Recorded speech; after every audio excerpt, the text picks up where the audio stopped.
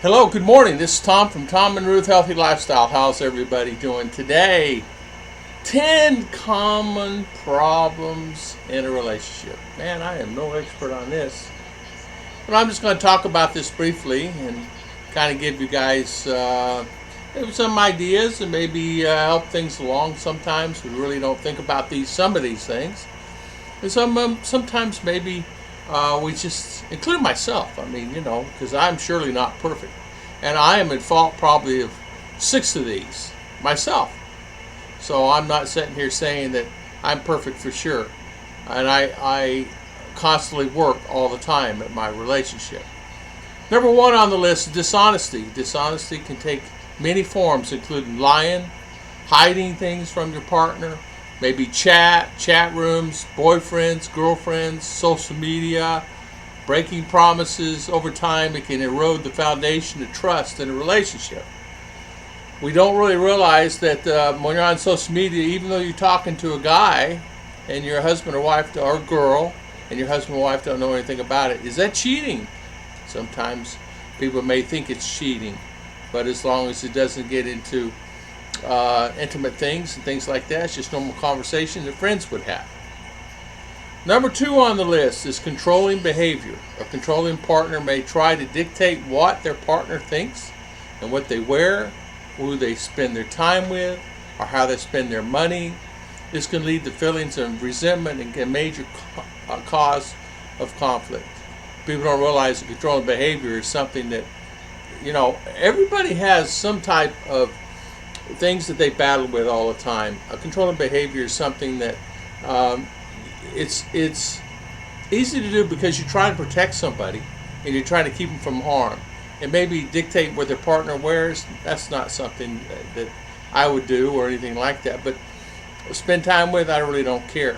But maybe on how they spend their money or who they're with, things like that, meaning not necessarily who they're with, but like RR, for example. I'm thinking of RR.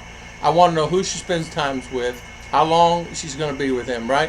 And what kind of people are they? Are they what I consider normal in my world? Are they different? Are they outspoken? Or do they drink? Do they party? Do they smoke cigarettes? Do they chew chewing tobacco?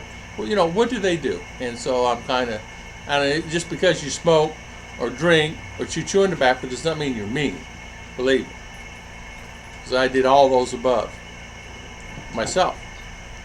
Now this one right here is something that kind of gets to me sometimes, and this is the new trends going on all over the world, not just in one area, but it's all over the world. People say it only happens in the United States, but it doesn't. It happens here in the Philippines. Lack of respect. Respect is a key component of a healthy relationship. Not understanding your other partner, not appreciate what she does, and you don't treat each other with respect. It gets really hurt and anger gets involved in it when you don't treat each other correctly. We sometimes don't do that. Really, what causes fights a lot of times is you don't respect the other person.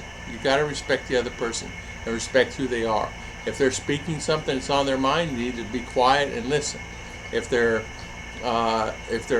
listening or getting ready to say something, getting ready to do something, you need to respect them. And respect their feelings. It's the main thing. Respect their feelings. Now here's something on this next one here is constant criticism.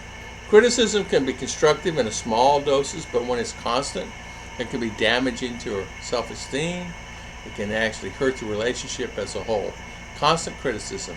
It's all right to criticize somebody, but maybe sometimes, slack up a little bit on criticizing someone. I don't like the way you're doing this. I don't like the way you're doing that. I don't like what you're wearing. I don't like what you're eating. I don't like the way you eat. I don't like the way you walk. And it's easy to get involved in that. Because sometimes by the person criticizing, that means something's going on in their life they're not happy with personally. And what that could mean anything. It could be whatever that may be. Usually a person that criticizes something else going in their own personal life that causes them to criticize someone else. So, stonewalling. What is stonewalling?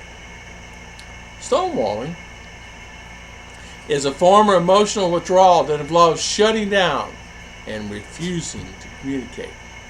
It can be frustrating and helpless, and it's called tampo here in the Philippines. Tampo. Tampo.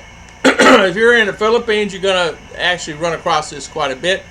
So stonewalling, tampo, is a form of emotional withdrawal that they shut down. They don't want to communicate. They don't want to talk, male and female, and refuse to communicate to the person or the other person they have a relationship with. Or it could be just people in general. They're stonewalling just for the whole group in general and not talking to anybody in general. And that happens a lot. You don't think about it, but it happens quite a bit. We often don't realize, too, next one on the list is emotional distance. Wow. Emotional distance. Emotional distance can occur when partners stop communicating and sharing their feelings with each other. It can lead to feelings of isolation and disconnection. That's emotional distance. So if your partner, your husband and wife, is trying to talk to you, when they're communicating and sharing their feelings, you need to listen to what they're saying. Because if you're not listening to what they're saying and listening to what they're doing, your relationship's doomed to fail. It's just doomed to fail. You got to always listen to what your partner has to say, no matter what it is, because they may be voicing something that's very important to them. They may be saying to themselves, this is what's really bothering me right now, and I want you to listen to me. And you have to put down the phones, put down everything, turn off the TV, turn off all noise, put the kids outside, and listen to what they have to say. This is very important in this next one on the list. And people really do this a lot, is neglecting the relationship. Neglecting a relationship could take many forms, including not spending time together, not being intimate, or not putting in the effort to maintain a relationship. Sometimes, as you're not as spry and you're not as young as you once were, and even many forms of intimacy can be eliminated the older you get. You may find yourself in unfamiliar territory the older you get. Maybe you're not as intimate and as close as you need to be. So you really have to put an effort into the relationship to offer them love and kindness and spend time together and tell them that you love them and appreciate them. Just because the older you get, sometimes things don't work like they used to work. Your body's not as good as it used to be. And so you have to really find a way to find that intimacy between each other, whether it's holding, cuddling, kissing, talking, holding hands. It could be many forms. Just a gentle touch of holding a hand can maintain a relationship.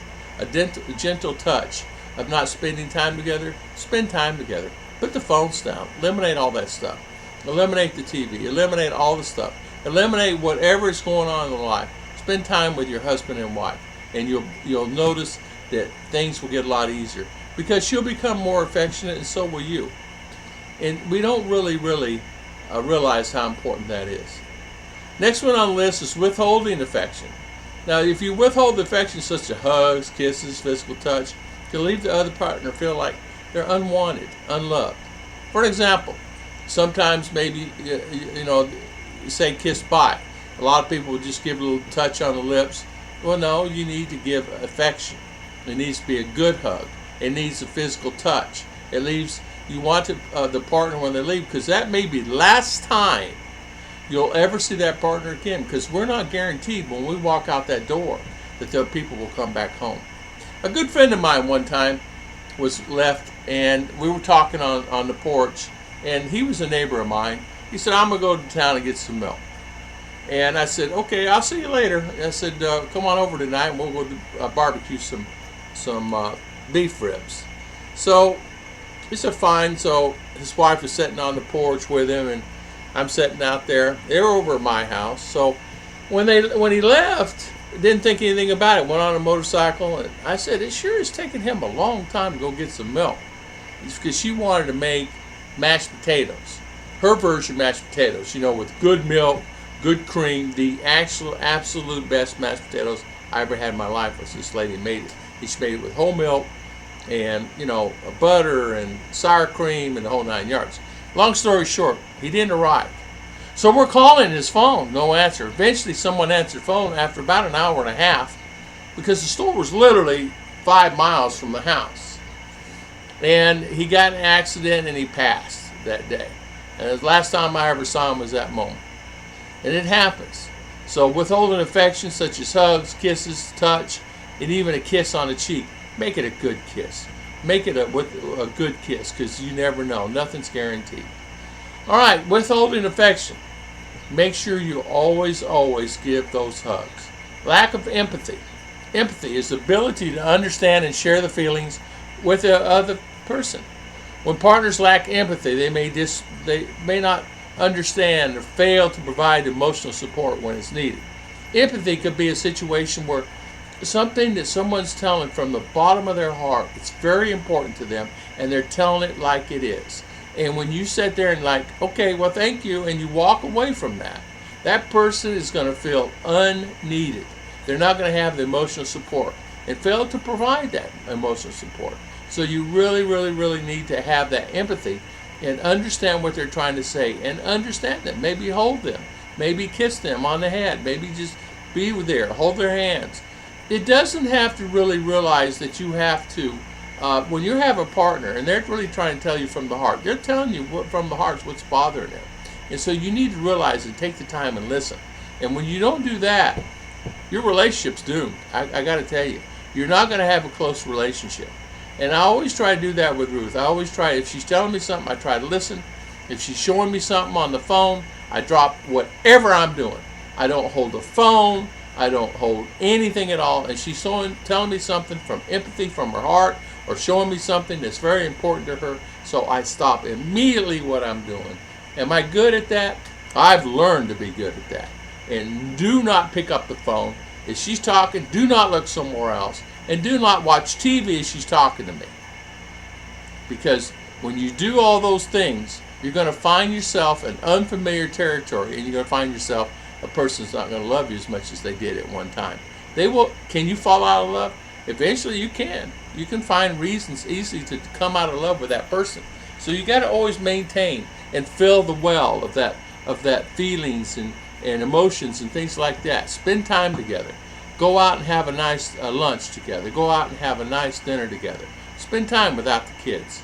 I want to thank everybody for watching. This is a 12-minute video. Sorry about that, but I got to tell you, I was thinking about doing this today. So God bless everybody, and I'll see you guys next time on Tom and Ruth Healthy Lifestyle.